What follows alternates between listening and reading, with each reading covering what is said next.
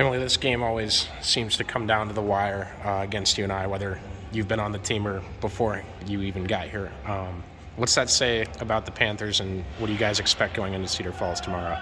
Yeah, it's a really big game for us. They're a well-coached team. They do things the right way, and they just know how to play us really well. And they always play hard, play physical, do the right things.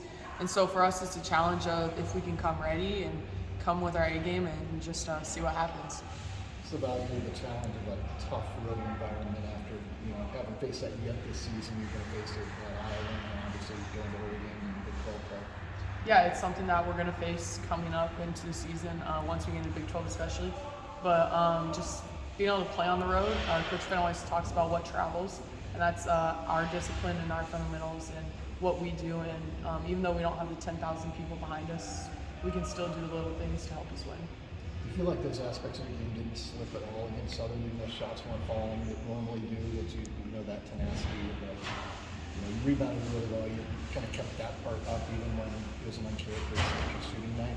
Yeah, our shots haven't fallen yet, but that's something that we're confident in, and that those will come. So just continuing to do the things that maybe don't show up on the stat sheet, hustling after a loose ball, get on the floor, getting deflections, stuff like that. Just stuff we can control, and even if we can't put the ball in the basket, we can control that stuff still.